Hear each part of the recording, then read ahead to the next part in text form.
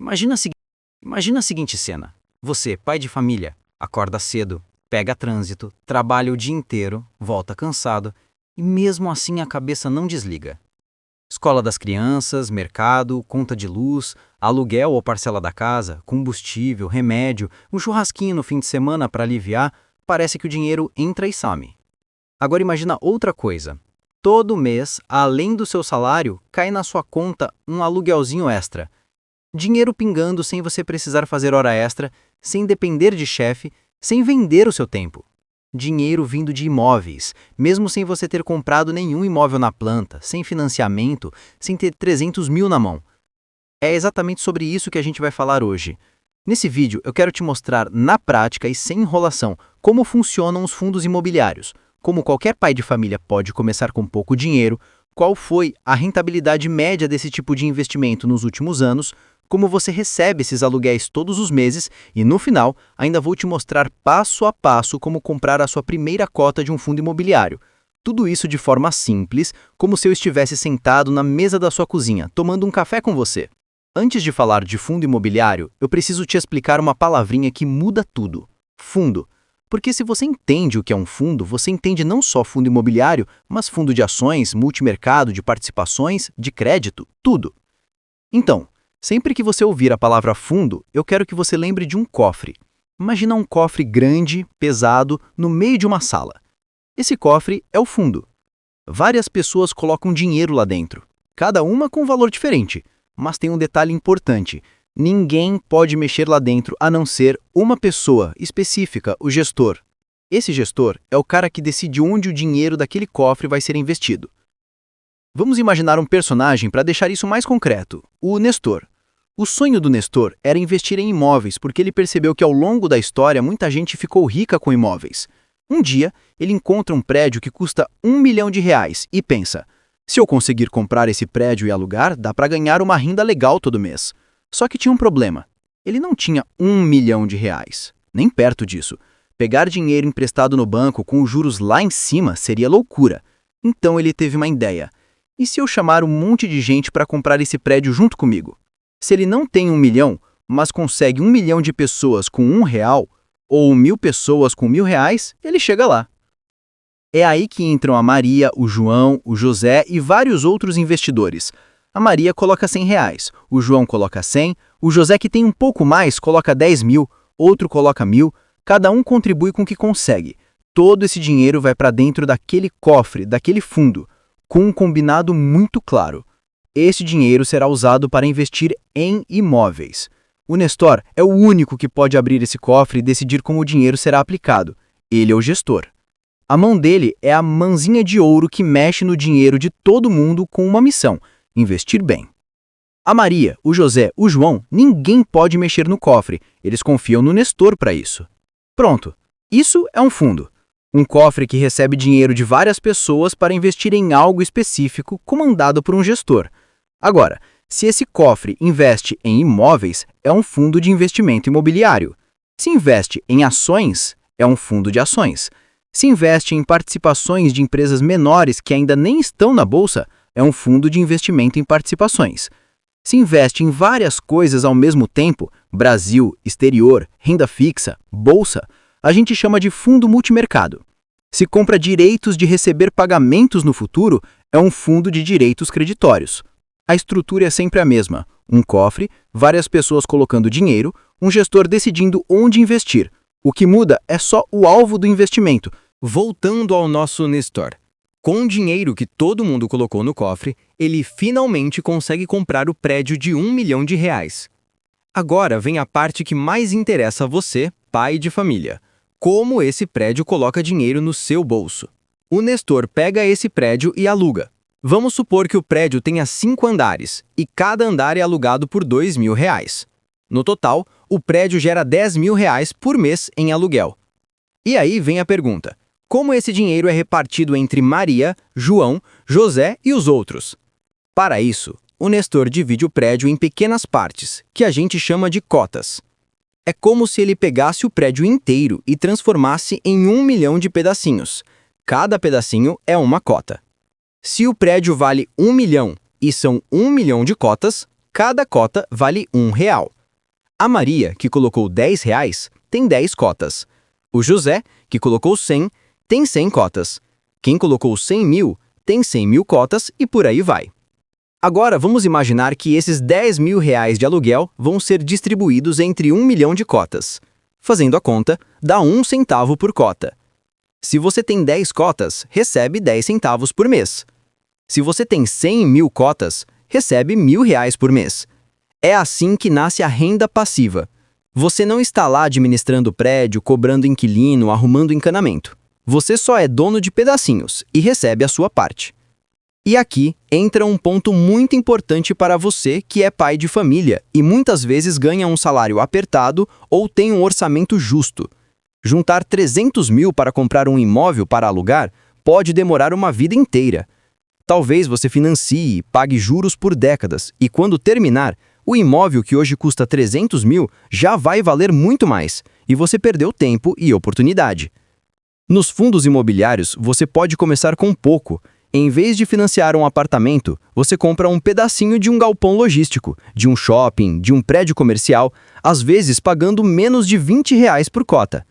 É a forma mais acessível de participar do mercado imobiliário sem precisar ser o tiozão do lote, que só acredita em casa, terreno e escritura no papel.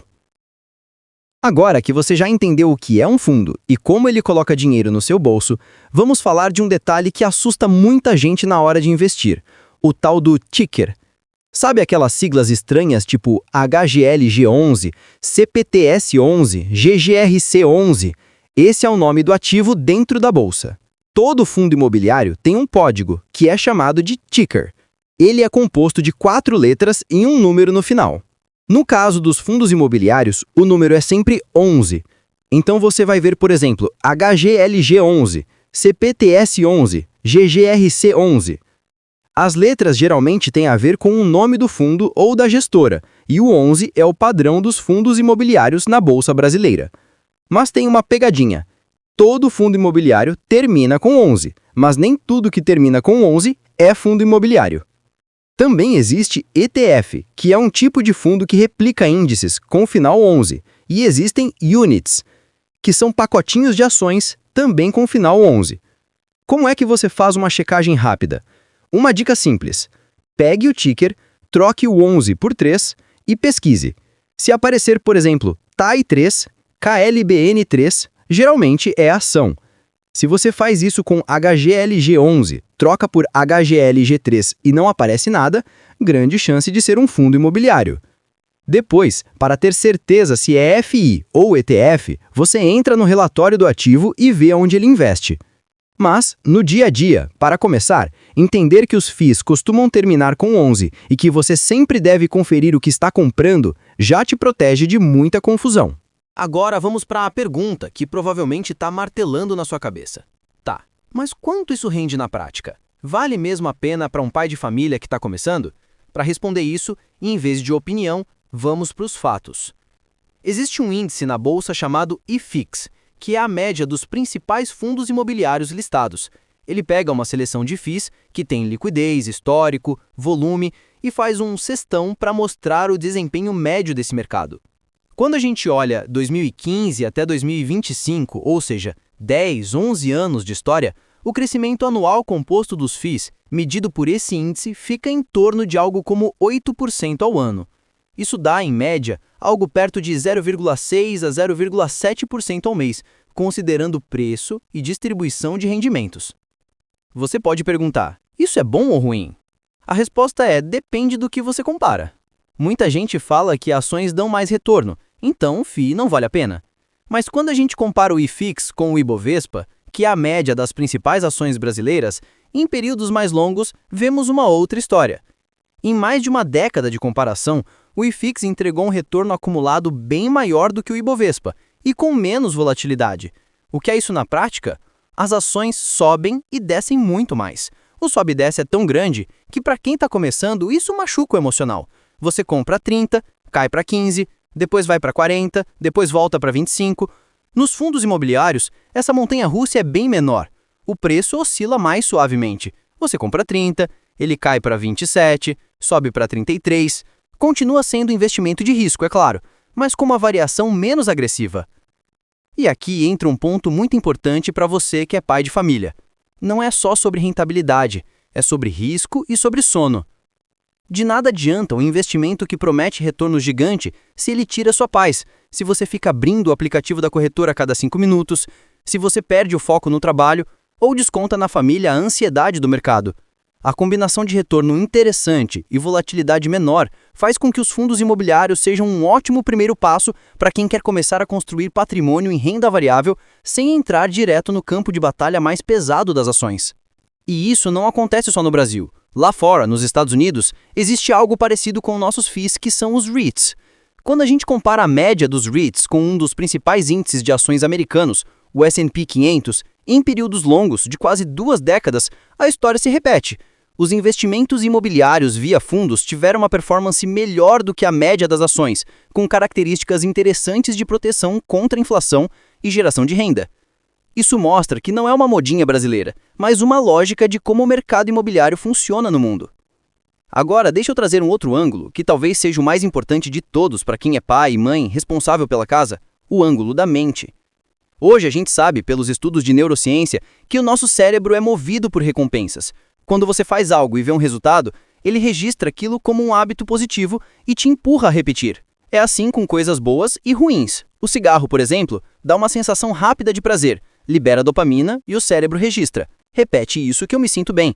O problema é que, nesse caso, o custo é saúde. Na musculação é parecido, mas pro bem.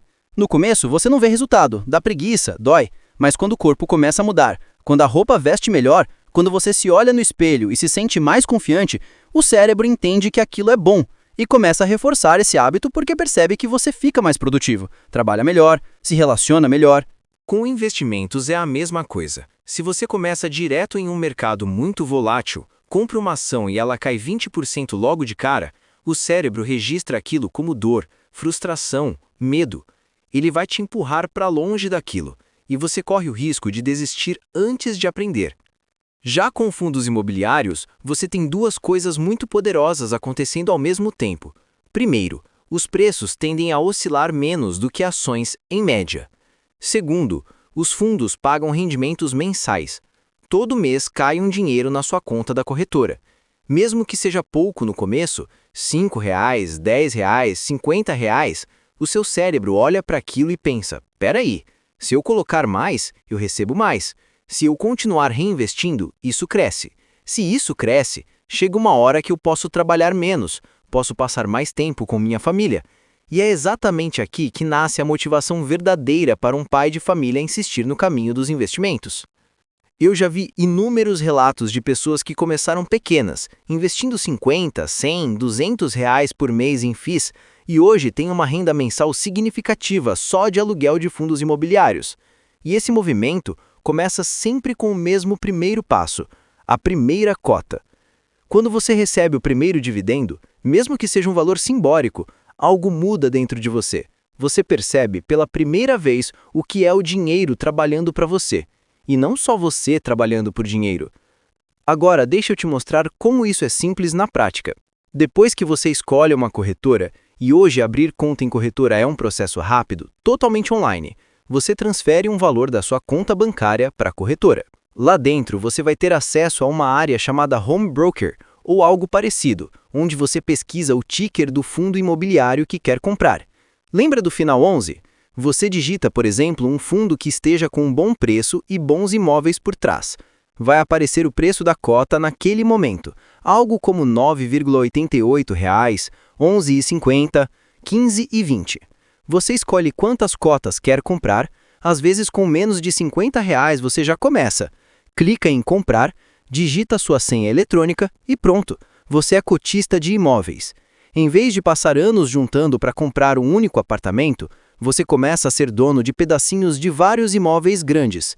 E aí, com o tempo, você começa a ver o que eu chamo de escadinha de dividendos. No começo, talvez pingue 3, 5, 10 reais por mês. Você reinveste. Aí vira 20, depois 50, depois 100. Em algum momento, esse valor paga a conta de luz, paga a internet, paga a escola, ajuda no mercado, vira um complemento de renda real para a sua família. E quanto mais cedo você começa, mais tempo você dá para essa escada crescer.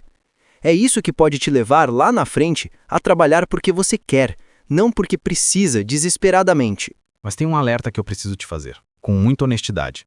Não é porque fundos imobiliários são um bom caminho que qualquer fundo serve. Não é compra qualquer coisa aí porque rende aluguel todo mês. Você é pai de família, você sabe o valor do suor que coloca nesse dinheiro. Tratar o dinheiro de qualquer jeito é a atitude de mau administrador. E o mau administrador, como a própria Bíblia ensina, não é abençoado. Você precisa estudar, entender o que está comprando, olhar relatório, conhecer os imóveis por trás, os contratos de aluguel, o nível de risco. O objetivo desse vídeo é te mostrar o mapa, te dar clareza, te mostrar que existe um caminho, mas a caminhada, passo a passo, é você que vai dar com responsabilidade. Então deixa eu falar agora diretamente com você, pai de família, que ficou até aqui comigo. Talvez hoje você esteja endividado, talvez esteja em um momento apertado, talvez ainda ache estranho essa ideia de viver de aluguel sem ter imóvel no seu nome. Mas a verdade é que, se você continuar fazendo as mesmas coisas, os próximos 5, 10 anos vão ser iguais aos últimos 5, 10 anos. As mesmas contas, a mesma ansiedade, as mesmas conversas tensas sobre dinheiro em casa. Fundos imobiliários não são uma mágica, não são um atalho, mas podem ser o primeiro degrau de uma vida financeira mais leve, mais organizada, mais alinhada com o futuro que você quer deixar para os seus filhos. A pergunta que eu quero deixar no seu coração é: quando os seus filhos forem adultos e olharem para trás, que história eles vão lembrar de você com dinheiro? Do pai que vivia sempre no limite, cansado, estressado, ou do pai que decidiu aprender, mudar de rota, construir algo diferente para a família, mesmo começando pequeno? Esse vídeo pode ser o ponto de virada. O primeiro passo é simples: refletir, respirar fundo e decidir que você não vai mais aceitar ser apenas refém do salário. Se esse conteúdo abriu sua mente, eu quero te pedir duas coisas muito claras. Primeiro, dá o seu like aqui no vídeo e se inscreve no canal. Isso não é só número para mim, é um sinal de que eu devo continuar trazendo conteúdos cada vez mais profundos e práticos para pais de família como você. Segundo, compartilhe esse vídeo com aquele parente, aquele amigo que é o tiozão do lote, que só acredita em casa, terreno e churrasco de fim de semana, mas que no fundo também quer dar uma vida melhor para a família. E eu quero te deixar com uma frase para fechar essa conversa. O dinheiro é um excelente servo, mas um péssimo senhor.